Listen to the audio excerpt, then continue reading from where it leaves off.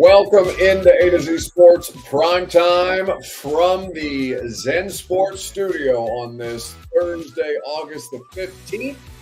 Lovely to have you guys in for another episode of the Primetime program. Thank you, as always, for stopping by.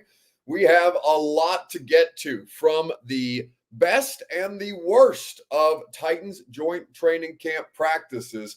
An interesting 2 days of work that the Titans starters got against Seattle, and really a tough test for them to kind of prove themselves against or measure themselves against with a team that is legitimately playoff caliber. So we'll get into that tonight. We had Will Levis on the radio show, as I mentioned earlier, so we will play you a snippet from that interview that we think is particularly good. We will go through the best and the worst, and like I said, we'll have a weekend bounce back before the primetime show concludes. Before we get started, though, you guys know I need you to share the broadcast around before we get into all our different observations, thoughts, questions, comments, and concerns about what it is that the Titans did or did not do on Wednesday and Thursday against Seattle in these joint training camp practices. If you're hanging out on Twitter, please retweet the show in the bottom right-hand corner of your screen. If you're on Facebook Live, you can share now to public in the bottom left. And if you're on YouTube or on Twitch, please like the video, subscribe to the channel while you're there, and tell a friend to do the same. We always appreciate you. Randy Howard says on YouTube, speaking of YouTube, Buck, tell the truth. You love the cologne, don't you? Okay. The mayonnaise cologne is not for me. It would not be my preferred fragrance. I'm not really a cologne wearer. I have always kind of been, I mean, obviously I wear deodorant. I use like lotion and stuff. But that's about as much as I'll go, at least the day to day. I'm not going to wear cologne to work on a regular basis. Maybe I could, but I think that'd be obnoxious. Either way, the mayonnaise cologne, not for me, but there were a bunch of different things on the football field that I saw that I liked, and a lot of stuff that I didn't like based on what this offense was able to do or not do in practice against the Seahawks. So let's go ahead and get this thing started. Welcome into A to Z Sports Primetime from the Zen Sports Studios. I'm your host, Buck Rising. I'm proud, as always, to be presented to you by the wonderful people at Zen Sports. Download the app, plug in the promo code ATOZTN, get in on all the action.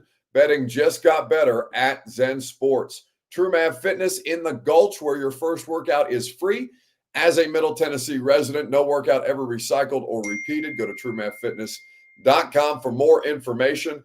And Two Rivers Ford, the South's most trusted Ford dealer. Go to Two Rivers Ford in Mount Juliet or online at tworiversford.com. They have you covered as the South's most trusted Ford dealer, like I said. Joint camp, a tough test for the Titans, and something that I wasn't really sure how it was going to go. Came in thinking, all right, these rosters certainly are more evenly matched this time around than they were last year when these two teams played. And they started off as they typically do. They stretched and did the individual periods together. Then they came together for one-on-one red zone with wide receivers and defensive backs. The Titans offense went against the Seahawks defense on the field that was closest to us in our radio broadcast setup. And on the far field, they had the defense working against Seattle's offense. They did a 12-play team period on both of those fields, and then they did 7-on-7 work with the offensive. They did 7-on-7 work with the skill guys, and then with the offensive linemen and defensive linemen, they did some one-on-ones. And then after they got through a water break and special teams, got a good red zone period, another special teams period, field goals, kickoffs. Then they did the move the ball period again, which is a very competitive drill, and something that the Titans were pretty disappointed in for their day of work on day two. Practice on Wednesday went 2.5 hours. Today, they cut it short by about 15 minutes. And we'll get into it throughout the course of this discussion. But the question, I want to start with the good stuff before we get to the bad. On Facebook, YouTube, Twitter, and on Twitch, Ronnie Anderson says, share your text messages. Hopefully, I've muted them by now. Let me see if I can't put my phone on Do Not Disturb and make that a little more seamless, because I have a bunch of unread text messages right now. Damn, 35 text messages right now. People know what time I'm on at this point. We got the radio show for 3 hours in the middle of the day. We got the primetime show for the same time for the last 5 damn years. Well, I guess we've changed it by an hour, but still, we're on the air. We're trying to get through the show. We'll address the text messages after the fact. So I hope that I've put it on Do Not Disturb effectively. My apologies. Let's keep moving on. Bryce Erickson says if Buck's phone goes off, he should have to read it to the class. I just got one from Bert that says F, cut the sound. You cut the sound off. Yes, I did cut the sound off. Correct. I'm ahead of the game, Bert. You're not going to be able to keep up with this particular situation, because the wonders of technology will allow us to overcome, to survive in advance, and continue to talk about Titans joint training camp practices instead of being blown up by my phone for the next 30 minutes. So let's talk about the things that you saw, that you read, that you heard, or that you talked about that you liked from the Titans and Seahawks joint training camp. You could have read it in Jim Wyatt's observations. Perhaps you were out at Titans practice for one of these 2 days. I know that a lot of people who listen to the radio show and watch the primetime show were able to make it out. So perhaps you have some firsthand observations. Video was limited, more limited than it has been, more limited than it is when the Titans are just practicing by themselves. William Jones says, liar, your primetime has no regular start time. Yeah, that's a fair criticism, William. Normally I would say, of course it has a regular start time. It's whenever I show up. But that is completely, completely fair for you to point out. But I think that a lot of this stuff I was curious about, and I was kind of surprised by the way a lot of these matchups ended up playing out throughout the course of the show. So what was the best thing you heard, read, or saw from Titans Seahawks joint training camp practice? We'll get into it together right after I remind you that the Primetime program and your Two Rivers Ford take are made possible by the South's most trusted Ford dealer. That's Two Rivers Ford in Mount Juliet, your Ford Bronco headquarters. Two Rivers Ford has all manner of great new or certified pre-owned vehicles for you to test drive and check out as you please. And one of them, or several of them, are the many different kinds of Ford Broncos that they have. Bronco sports like Burt Drive, soft tops, hard tops, big bend, heritage style. There are so many different kinds of Broncos, and Two Rivers Ford has an open invite for you. You don't even have to be in the market for a vehicle. The Two Rivers Ford team of Bronco experts is on hand to introduce you to the Bronco, answer your questions, let you test drive it, show you the on-road and off-road capabilities and all the technology, accessories, and otherwise that the Bronco has to offer. So go see my friends at Two Rivers Ford in Mount Juliet, just 7 miles east of Nashville International Airport, and get to know the Ford Bronco, because Two Rivers Ford is your Ford Bronco headquarters. Okay, so the best thing that you read about, saw, learned, or watched in the Titans joint training camp practices. William Jones says, the best thing was I didn't see it yet, but heard Stillman bitch about Calvin Ridley for 3 hours. Did Jared have some strong opinions about Calvin Ridley? Yeah, I know some. In fact, do we have the Calvin Ridley comments in the rundown here? Yeah, we Not do. that good today. Could be a little better, man. Just finishing the routes. Just that could be better. What happened? Talk us through the 2 deep balls. It looked like you were twisted up on it. Yeah, I got past the guy, but I'm like, I don't know. My energy, man, it wasn't there a little bit. I just wasn't finishing, like running hard enough, and then the ball was come out, and then I'm like, I'm sorry. I'm like, damn, it's out there. So, but I just gotta run full speed the whole time. Does there need to be a point where you and Will officially have it down? Nah, man, we got it down, man. We got it down. We just gotta run. We got it down. I promise we got it down. You talked in the past about having fast days, having slow days. Yeah, exactly. Why that happens? Man, you sold some days, man. We come out here, I run every day fast, man. It's not about being sore every day, but like I said, I mean, we got this. I just got to run and get there. It's literally right there. So, a little bit more screen. That's really it. That's a pretty talented secondary. Just have the opportunity to go against them, as competitive as it was. What can that do for you and this whole offense? Just make us better, man. The whole offense. They got a good front. They were bringing pressure. The guys on the outside are pretty good. They're physical, the guys talk. So it was great for us to go against, other than our defense. But go against that was pretty good. You learn anything? So that's Calvin Ridley speaking with media earlier at practice this week. A to Z Sports Primetime is presented by the great people at Zen Sports. Download the app, bet on preseason football. We've got the Patriots and Eagles right now squaring off in preseason action, regular season, NFL, college football right around the corner. Zen Sports makes betting better. So download the app, plug in the promo code ATOZTN, get up to $100 on your no danger first wager. Terms and conditions do apply. Gambling problem? Call 1-800-889-9789. Zen Sports is your place to bet this football season. So that was Calvin Ridley's comments, and that would probably fall under the worst as opposed to the best.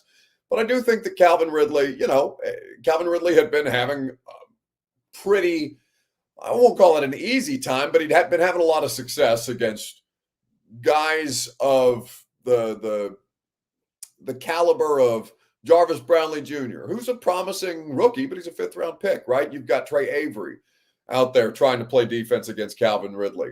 Elijah Molden. There's a lot of no L'Jarius Sneed and Cheeto Awuzie, right? Those are the guys that are the Titans starting corners, and they haven't practiced. I mean, I know Sneed has gone through a little bit of stuff and does the walkthroughs and things like that, but Sneed has had one day where he's done team drills, and I don't think Chidobe Awuzie has practiced in training camp, if I remember correctly. Or at least if he did, it was at the very, very start of training camp, which, we're coming up. We're almost a month. We're at least 3 weeks into training camp at this point. So something to keep in mind. But with everything that's going on out there, the Ridley stuff, you'd probably categorize it as an underperforming or underwhelming portion of the Titans Seahawks joint training camp practices, because he did have a lot harder time against Tariq Woolen and Devin Witherspoon, who is a great corner for Seattle as well. But one of the better matchups, one of the more advantageous matchups for the Titans, where they specifically excelled, was the defensive front against Seattle's offensive line. Now, Seattle has invested well in their offensive line, so it's no small thing that Jeff Simmons and Tavondre Sweat are out there making their lives a living hell. So I go to Will because I trust Will. I think that's pretty much what it is. That's nothing more, nothing less to that. I mean, he the guy on that side of the ball. You think you guys did get the work that you wanted to out of today without kind of crossing the line on both sides, you think? Most definitely. I think that's what it's about. That's what the game of football is about when you playing on Sundays. Every day, especially when you got another opponent in town, you got to treat it like a game. And that's where I would say that's my mindset, I would say. Every snap, no matter what it is, I treat it like a game rep. So it's good to see a different offense than just beating up on all guys and trying to, get reps against all guys. Now you got a new team, man. Now you're trying to figure out, just like a game. When you first go out there, it's like, what are they going to do? Then you start to figure them out. All right, now you're starting to settle in. But I said it was some great work on defense. Of course, we got to clean some stuff up, but I feel like we handle what we needed to handle up front for sure, too. Where is that biggest area of growth for you guys as a unit, Jeff, that you've seen through the course of training camp and the first preseason game? I would just say the communication, everybody just being where they're supposed to be at. I think at the end of the day, when we came in and we watched that tape, the Norris said all the time, our eyes is the key. No matter if it's up front, no matter if it's the linebackers or the back end. We in the right, if we know what we're doing, in the right spot, having good eyes and just playing fast, everything else take care of itself. And like I said, of course, like that first drive last game, as long as I've been here, and especially with Denard, which he's preached, don't nobody run the ball up our defense, so up the middle of our defense. So I think that's the biggest thing, especially today. We was honing in for sure on the run game. Like I said, we have to get better, but at the end of the day, it's stopping the run and being able to affect the quarterback. You friendly with Leonard Williams? So that's Jeffrey Simmons speaking to the media yesterday, but Jeff and Tavondre Sweat and Harold Landry and Arden Key were having a lot of success up front against the Seahawks. Now, Seahawks wide receivers significantly better than the Titans defensive backs, but we're starting with the positive, and one of the biggest positives of the week was Jeff Simmons, Tavondre Sweat, and the front seven, the work they got against Geno Smith and the Seahawks first team offense. So let's see, what else do you guys have that you thought was interesting from these first 2 days? Shane Matthew Walter says, not really sweating this disconnection yet, talking about Ridley and Levis. I genuinely feel they come out week one rolling and clicking, both rolling and clicking. Interesting. Well, it's not, it's not even a disconnection. It's just Seattle roughed Ridley up more than he's been roughed up in practice, and it was more effective. Tariq Woolen is 6'4". If I'm 6'2" and two, I don't know what I weigh today. I haven't had a particularly great diet. I've been pretty shitty about going to TrueMav as often as I should be because of training camp early in the morning, which is no excuse. But I think that if I'm 6'2" and 200 and let's say 210 pounds, Calvin Ridley's probably 6'1", 190, and Tariq Woolen is every bit of 6'4", 220, right? Like, he is long, he is rangy, he's got Jalen Ramsey type traits to him, and that's not an easy player to play against. He is an excellent corner, and he will be compensated as such in the very, very near future. So for Calvin Ridley to face that after he's been going up against a fifth-round rookie out of Louisville and Jarvis Brownlee and Trey Avery, who's, been an NFL player for a while now, but with, we'll call it, varying levels of success, I think that for Ridley, it was more about Seattle causing the disruption as much as Levis and Ridley being not on the same page. Mo on YouTube says Charles Cross Charles Cross at left tackle is a top offensive lineman. If you can beat him, you have a real guy. Seattle's right tackle Abe Lucas is on PUP. Yeah, I know, because I saw what could have been Titans legend George Fant, who has been with Seattle before, the former Western Kentucky basketball player, who I think is in like year 10 to his credit as an NFL football player. He's starting at right tackle for them right now. So something to keep an eye on. As teams are already snatching up depth offensive linemen. We saw another edge rusher in Carl Lawson come off the market today. Sounds like the Titans are kind of waiting it out to see what falls off other teams' rosters around cut day.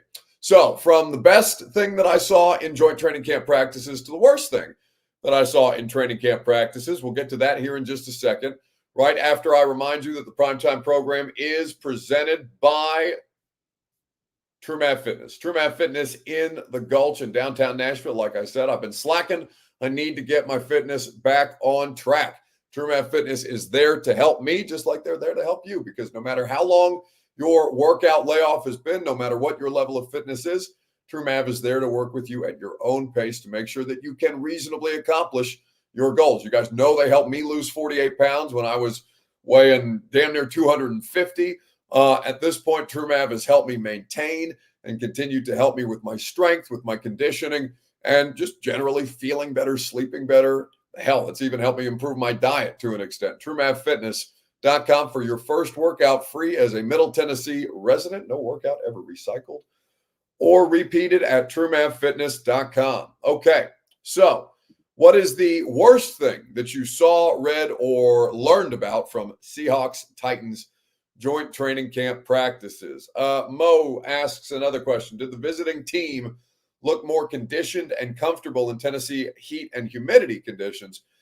Did they look more conditioned? I wouldn't necessarily say so. A lot more cramps on both sides, frankly. Titans haven't been practicing that late into the afternoon, or I guess late into the morning. They've been starting practices around 8:30, and the last 2 days they've been going off at 10, and now for the rest of training camp and in the lead up to the regular season, they'll be practicing at 10 a.m. to get ready for noon kickoffs at Nissan Stadium, because of course you have only one game that's not a noon kickoff in 2024 right now. But no, I wouldn't say that they look more comfortable or conditioned. I think both sides were dealing with the heat. And today really was, it's probably the hottest day of training camp that we've had without cloud cover, right? Because we've been super fortunate to have some overcast days out there. But that was not the case today. And you could definitely tell that everybody on the Seahawks roster and Titans rosters were feeling it. But the worst thing that I saw was the lack of rhythm and timing in the passing game, specific to the first team offense. And Will Levis was on the radio show earlier today, like I mentioned, and Bert will drop that podcast link at his convenience in the chat for you guys. If you haven't yet subscribed to the radio show's podcast, we'll drop the YouTube link to the interview later as well if you would like to watch that interview with Will Levis. But they did not have a lot of timing and rhythm in the passing game. It was not an effective or efficient, certainly day 2 for Will Levis, and just kind of seeing where Jimmy Wyatt had Levis tracked. He threw 2 interceptions, one on the very first play of the 2-minute period. Devin Witherspoon is the one who jumped that route in front of Mason Kinsey to make the pick. Early in practice, Levis got picked off in a 7-on-7 red zone period. I'm reading directly from Jimmy Wyatt's observations at TennesseeTitans.com. Levis completed 21 of 35 passes with 2 picks in 7-on-7 and team periods combined. So that is not the best day for the starting quarterback. And it's not just on the quarterback, right? It's the timing and rhythm of the offense generally. And Seattle did well to make sure that they didn't have much timing or rhythm to the offense. Allen said yesterday he did not run hard through the 2 deep balls. Yeah. I know Will kind of took the blame on the one throw. That's a bit concerning that a big ticket free agent who's supposed to be setting the tone is not running hard. No, not really. It wasn't. I wouldn't credit it to not running hard. It just reminds me a little bit. You know, when Jamar Chase came in as a rookie in Cincinnati, there was a bunch of hoopla about how he forgot how to catch a football. And we couldn't hit him deep, and we couldn't connect, and he can't catch. And I think the same thing happened to Jerry Rice, too, if I'm not mistaken. But some of these training camp ups and downs get a little bit magnified. I'm not overly concerned about the process. I think we're in the right place. Sure, I would like to hit 1 or 2 of them, but those things come, and I don't really overreact to that at all. I think yesterday was hot. Those guys' legs were dead. They were dead today. We cut practice pretty significantly because of it. So I would just say we're just continuing on as usual. How disappointed are you that when you get the offense in the 2-minute team period, it's one play? Disappointed. Yeah, I mean that wasn't what I was hoping to get out of that period. I thought it just wasn't good execution all the way around, and we threw an interception to what would end a game, and so that's it's good coaching to teach off of. But very disappointed in that. I was hopeful to get better work out of that with the operation instead of just throwing a pick on the first play, and that's it. So disappointing. Do you feel like there's time to work on those things now that the joint practices are behind you, or are you worried that right now that might be what the team is? Oh no, I don't think that. We got plenty of situational work coming up. We have a whole situational practice coming up as well. So no, this is just part of the process. Again, would have loved to see us be able to go 5, 6, 7 plays and have a shot at the end zone to win the game in that situation, and we didn't. And so we got to go back and learn from whatever that is that the mistake was. And you can't turn the ball over if you want to have a chance to win the game with a minute left. And so I think that's really all. To me, it's an isolated incident to the practice today, and we'll keep moving forward. So that's Brian Callahan talking about the work on the whole and the timing and rhythm of the passing game, or the lack thereof, that they had. B. French says Will Levis sucks on YouTube. I am surprised by that strong of a reaction. William Jones says, we'll be a top 5. Wow, guys, the drama. We'll be a top 5 in the draft next year. Because he had one bad day of practice. This is crazy. William Jones says Levis needs to stop making corny-ass commercials and get his ass in the film room. Oh, my goodness. It takes 2 training camp interceptions to get you guys already down on the mayonnaise commercial. Oh, no. Oh, the drama, man. I do love how quick. I mean, I'm not going to say that I love it, because I do think that it's completely unnecessary in a lot of different situations. But I do love the Rome is burning stuff on one day of less than satisfactory. And it was less than satisfactory. It was objectively bad. But that Rome is burning after one poor joint training camp practice against a playoff caliber team. You guys crack me up when you do shit like that, man. It's not that deep. Now, does it matter? Sure. But is it at the end of the world? Of course not. Training camp practice is supposed to look like they're practicing, right? They're not going to be perfect, especially in training camp. Like, I can't emphasize that enough. there are, and listen, this is a problem. This is a larger problem with how much talking is done around training camp, how much analysis is done around training camp, how much airtime, YouTube streaming, whatever else, NFL Network broadcast stuff you have to fill with training camp, that you try to make huge takeaways or have, very, very, very poignant observations about stuff that just, it's pretty fluid day to day. Now, are there some things that you can tell right away in training camp? Oh, shit, that's going to be bad. Yeah, Andre Dillard was one of the most glaring, oh, my God, what are they doing? This cannot be a left tackle in the NFL type situation, and we knew it from the jump. But for the most part, it's never as good as training camp makes it seem. It's never as bad as training camp makes it seem. The answer is almost always somewhere in the middle, even though you don't want that nuance, I'm sure, or many people aren't interested in that nuance. I think that there is a lot of this stuff that just gets overblown. Now, on the commercial side of things, because I brought this up the other night. It does put a target on his back, right? And we had him on the radio show today. We did a lot of funny bits with the mayonnaise commercial and all those kind of things. And that's fine, right? Like, it's a fun thing. But if he comes out and he throws 2 interceptions against the Chicago Bears and the Titans lose on the road, and, people are salty about it after preparing for the home opener, and, he's going to have commercials everywhere of him scooping mayonnaise with his finger and licking it off his pointer finger that way. Like, yeah, it is not irrelevant. Can he overcome it? Sure. My thing, and I know you're bringing up Stillman in particular, and I love Jared, because Jared is genuine about everything that he thinks and feels, and I think he's batshit crazy for most of it, but that's fine. At least he's genuine, right? I think that something that needs to be taken into consideration here, and you can dismiss it or you can accept it, but Levis is also NIL generation football player. Like, these people have been, these college kids coming out are more adept at marketing and promotion and the management of all of that around doing their actual football jobs.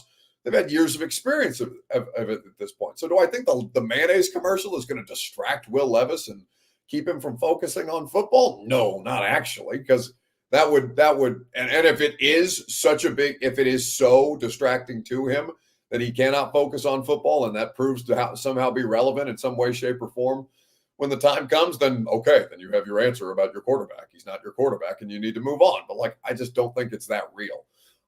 Now we will see how much it's held against him when he struggles, because he's going to struggle. He's just a second-year player.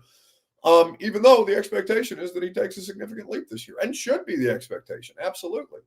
But I just, it's a commercial that was shot in the off season. It was done with the blessing of the team. Hell, they did it at the practice facility.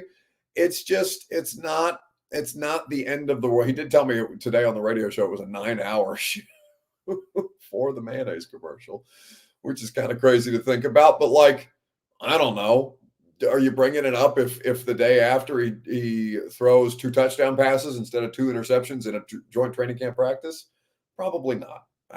He's going to throw interceptions. He's going to have games that he wins. He's going to have games that he himself loses, and the season will ebb and flow from there. You just have to see considerable growth and development from him as a quarterback, and it's far too early to ascertain any of that stuff at this point. Do we get Coach Prime if we draft his kids? Speak French. Yeah. That certainly sounds dramatic. I think that yeah, everything that's going on with Deion. We haven't talked at all about the Colorado story. It doesn't seem like many people were talking about the Colorado story, which I always think is interesting when something doesn't come from a major news outlet like ESPN, how easy it is for most people to just kind of move on with their day, because it was reported by Athlon. But yeah, anyway, we don't need to get into the details of Colorado football right now. Weekend bounce back. Who needs to bounce back most in sports on Facebook, YouTube, Twitter, and on Twitch in the comment section. We will get to that here in just a second. I do want to play you because my bounce back is a part of the Levis interview. But before we get to the funny part of the Levis interview, because there were some funny parts, let's get to a more serious part of the Levis interview where I was asking about his debut as a Tennessee Titan and how much goodwill it bought him from you guys as a fan base, throwing 4 touchdown passes in Houston Oiler Baby Blues against the Atlanta Falcons. What's wrong?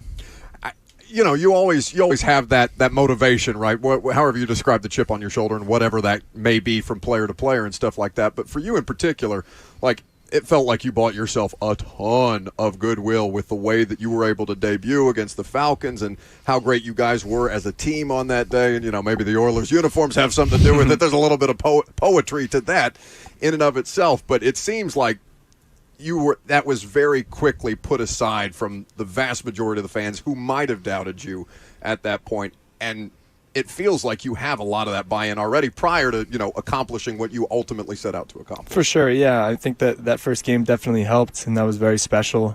I wish that I can have a lot more performances like that so people, don't remember that game as much. Just to think that a lot of people keep pointing back to my first game when I played a bunch more games after that.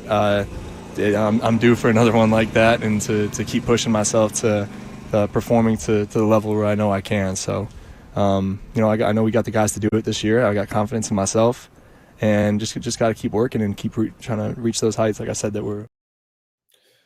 So that's Will Levis with the radio show earlier today. You can catch that interview via the podcast. You can watch the full interview on YouTube. Wyatt says, boy, Buck was getting hot from all the mayonnaise spray. Yeah, Lucas kept hitting me with the mayonnaise cologne in the neck randomly during segments. And okay, hold on. I'm in the middle of an NCAA game and I don't even care. Mayonnaise spray is crazy. Never say mayonnaise spray. That's what he said. Mayonnaise spray. That's what it says.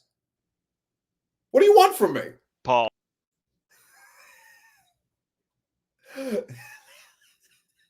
Go finish your NCAA video game. See, it's impossible for me to get anything done in a professional fashion.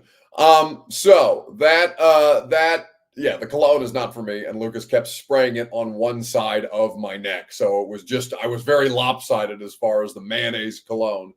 Anyway, weekend bounce back. Who needs to bounce back most in sports? On Facebook, YouTube, Twitter, and on Twitch in the comment section. Ooh, this is an interesting. Well, I'm not sure what debate is being had in here in the comment section. William says, y'all were out on Malik so quick. Why not Levis? And I'm not sure if you're asking me that question, William, or if you're asking some people in the comments, because for some reason people are talking about Malik today. He is going to start the preseason game, and he was working with the twos. Levis isn't going to play in the preseason game, so Malik will get a good opportunity. I don't necessarily think he's going to be out Mason Rudolph, but we'll see, right? There's an open competition until such time as there's not. I will say that, at least for me, and I'm not out on Malik. I'm not like done with Malik. I'm not, sitting here washing my hands of Malik Willis and saying, good luck and God bless. I just think that from a professional quarterback standpoint, he is not ready to be a starter in the NFL. Now, he may well be ready to be a backup in the NFL, which would be an improvement, because I couldn't say that about him the past 2 years, because he wasn't ready to be a backup in the NFL. He was insufficient.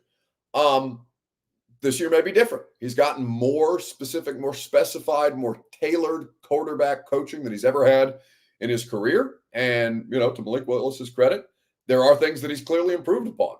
Has he improved enough to make the initial 53-man roster? I like his chances, but I'm not out on him as an NFL football player. I think he could still have, as long a career as he likes. I just don't think that he is at a point where he is ready to start meaningful games, or where you could honestly trust him to start meaningful games based on where he is in his progression. And, I don't think there's anything wrong with that, because that was always kind of the thing with Malik. And you can turn it into a different kind of discussion if you want to. And I know it's an easy thing to do for people who want to be I don't want to say problematic about it, but who just want to be argumentative about it. And it's very easy to toss out the idea that Malik is black and Will Levis is white. And why aren't you talking about the white quarterback the same way that you are the black quarterback?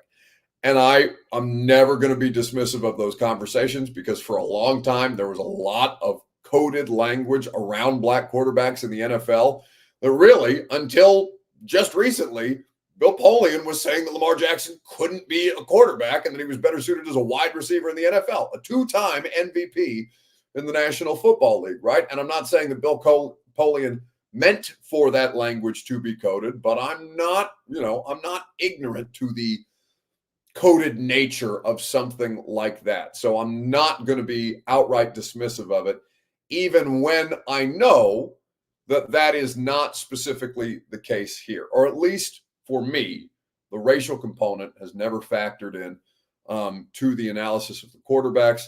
They come from two different systems. They come from two different offensive backgrounds. They have two different skill sets, beyond just the obvious of what they look like. And I do think that some people are quick to roll that grenade out into the middle of those discussions and try to make it into something that it's not.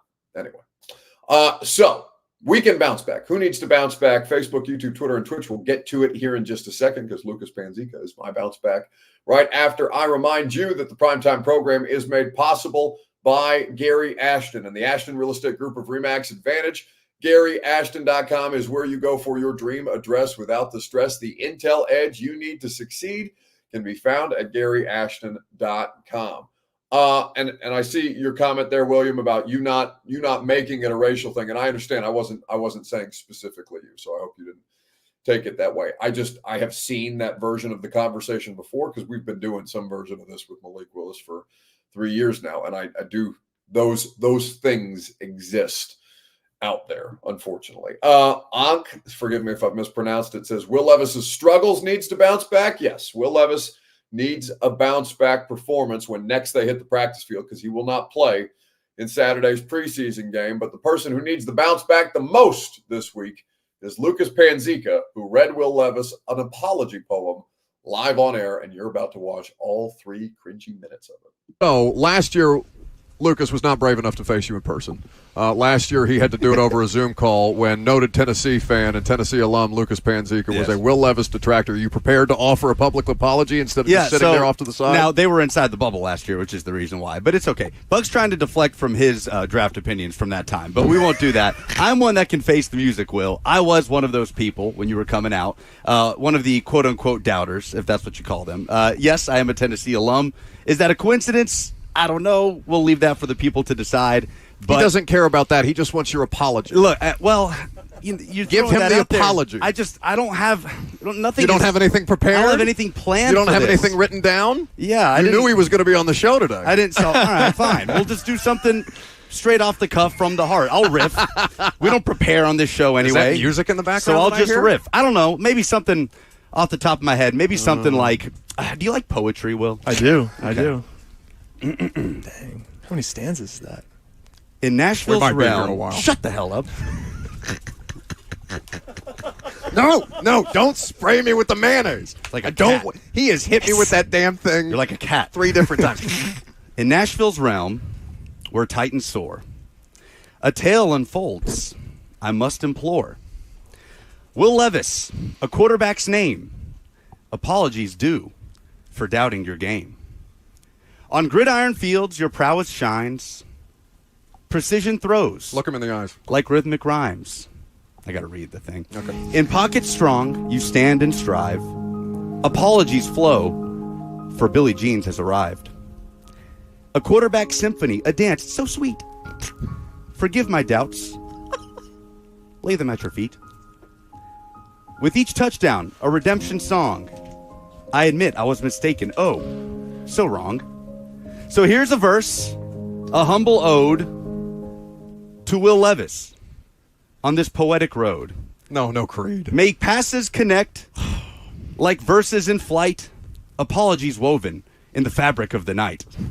There it is. Round of applause, Lucas Panzica. That was very impressive. Was that very weird for you? That was beautiful. That was beautiful. No, I mean that was AI. Don't let him. Was it really? Oh, absolutely. Don't there ruin was it. no help from artificial intelligence in the making of that ball. That was AI. I was a communications major. You can't trust anyone. No, that is very sweet and heartfelt, and I appreciate it. And it's definitely funny hearing from the Tennessee fans or fans in general who just had their certain opinions about me coming out. Hey, the jury's still out. I feel like I got to do a whole lot more before I can fully earn the trust of everyone in the fan base. So we got high hopes for a team. Last year, definitely just team-wise didn't even get close to the heights that we wanted to reach, and we got motivation to go do some special things this year. So, I mean, I'm just going to keep working to do that and keep proving the doubt.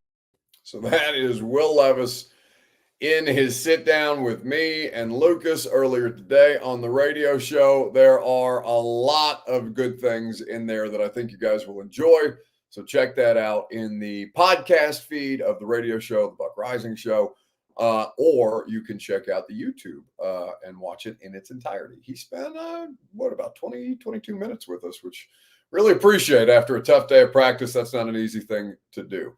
And B Friend says, what a hell of a day for this poem. Yeah, the irony of that not lost on us either, given that it was not his best day of practice. But yeah, that's where he's at right now. Mo says, in all honesty, Levis's arms are jacked.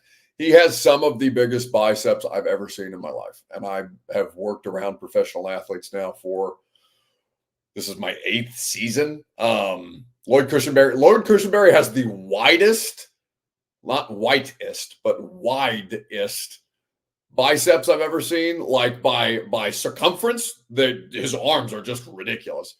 It's kind of like Saquon Barkley's like quads. Right, he's just or AJ. Is it AJ Dillon, the running back, Quadzilla in Green Bay?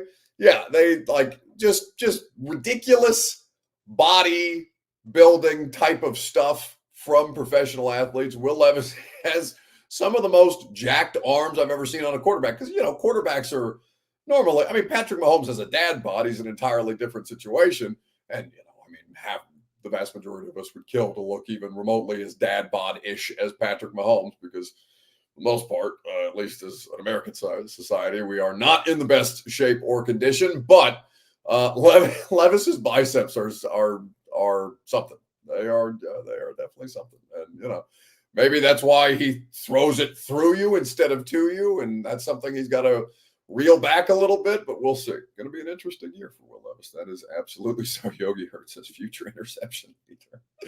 No mercy from Yogi for Will Levis. And, listen, until such time as Will Levis proves you wrong, you don't have to think anything different about him at this point. All right, that's going to do it for us tonight. That's going to do it for us this week on the Primetime program. Radio show tomorrow, Charles Davis from CBS Sports, Coach Dave McGinnis of Titans Radio. It will be a great time. We have great guests all the time on the radio show.